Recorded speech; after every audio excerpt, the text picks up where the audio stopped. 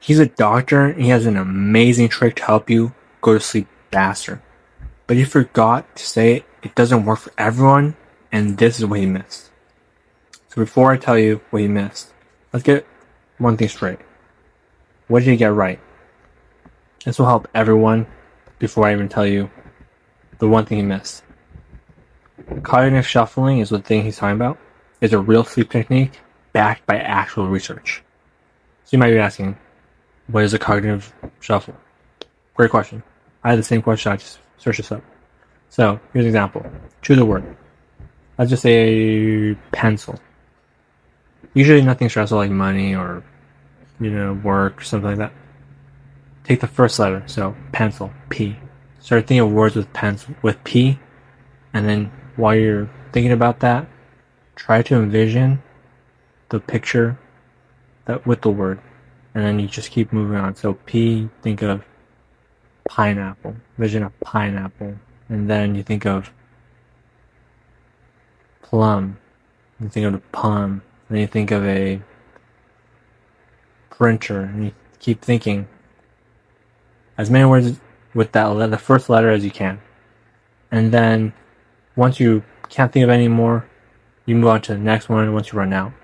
So pencil, E, envelope, imagine that. Electric racer, bam, right? You just keep thinking about this as much as you can. And eventually your brain will be getting tired the more you start using these words. And then once you're done with that word, you just go to the next one. And I'm sure eventually you'll be hitting the Z's. You'll be getting that.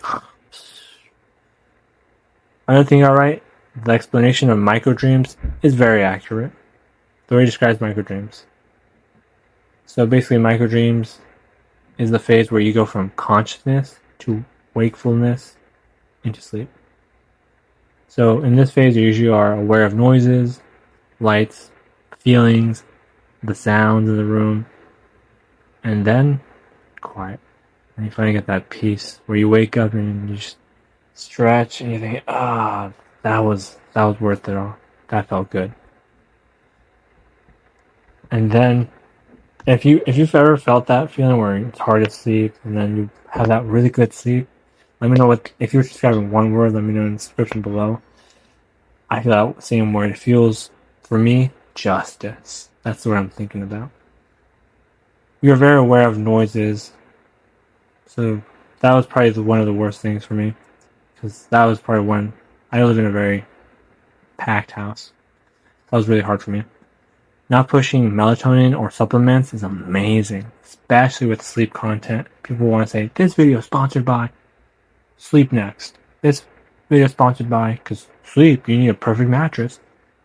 This video is sponsored by, can't remember the Better Sleep. No, that's BetterHelp. Something mattress. Right? Can't remember. So, that is plus for him. Alphabet method makes it easy, and most people can play the game and then start feeling tired. That's what's cool about this. Like, just about anyone could do this. It's not that hard. I think a lot of people make stuff up that's just, let's say you're a child and you want to go to sleep and you just cannot. How are you going to do it? Right? It's too complicated, too many steps. A child will not want to do that. Or if you have a different situation with your mind, it's going to be really difficult. And then the next one is him being a doctor and not just some Joe. We'd love to see it on this channel. Seeing actual credentials makes me want to talk about it more and share with you guys the information I found. I think a lot of people just go off of anecdotal evidence, right? There's not enough people with degrees talking about stuff. Because degrees, who needs that as long as you can entertain the crowd? Let's move on from there. What did he get wrong? Here's where I want to say why he's terrible. Why you shouldn't get him as a doctor or dentist or whatever he is.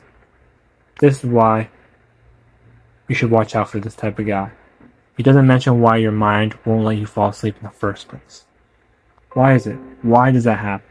That's something I really want to see. He also, think about why your mind, there's so many reasons why, right? Cognitive shuffling is a symptom fix, not a root cause. And why does it not work for many? And this is why, to put it together, why sometimes you can't sleep well. It doesn't work for everyone because you have either anxiety disorders, you could have racing thoughts from trauma, clinical insomnia. It needs way more than mental card shuffle. So some of those things can really mess up your brain.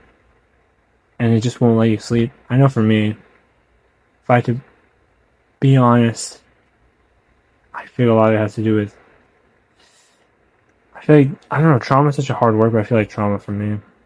I don't think I have clinical trauma or clinical insomnia, since it's not that I can't sleep every night, it's just like when I can't, it's really bad. You know, it's actually not a really dig deep into it, it's anxiety disorder too. Just the thought of, man, another night that I can't sleep. That brings me anxiety, and then I can't sleep. Next topic, next thing he got wrong. He doesn't mention how long it takes to work. So people fall asleep after 20 minutes instead of 10 and have just assumed it didn't work. It failed. And they'll never do it again. Or even, sometimes it'll take half an hour, right? But it will work. You just have to breathe and forget about even being human or anything like that. And just, all stress is gone. And imagine you're in a world where you don't technically have to wake up. And you're sitting on such a silky bed. And everything is silent. Next one. Doesn't talk about the basics. Screen time. Screen time really messes up people because the light from the phone is already messing up your brain and your eyes. Room temperature, if it's too hot, if it's too cold, you're not going to be able to fall asleep very well because you're going to be sweating or you don't have enough things to keep you warm, and it's working against you.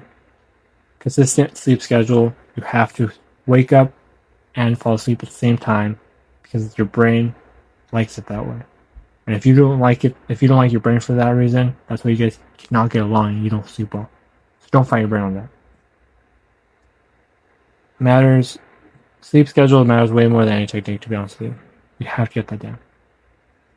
The heartbeat method is harder than he explains. Because, like I said, a lot of people don't want to do all these different steps. So checking your heart rate and timing it and all this stuff.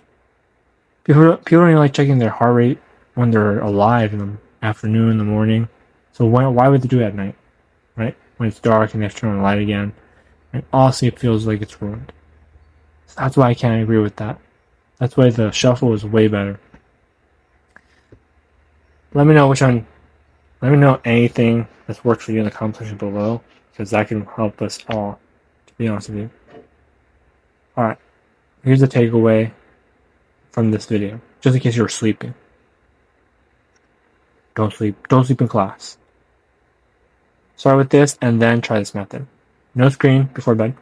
I think at least half an hour. Fall asleep at the same time and wake up at the same time every day. Room temperature should be around 65 to 68 degrees. It's a perfect atmosphere for delicious sleep.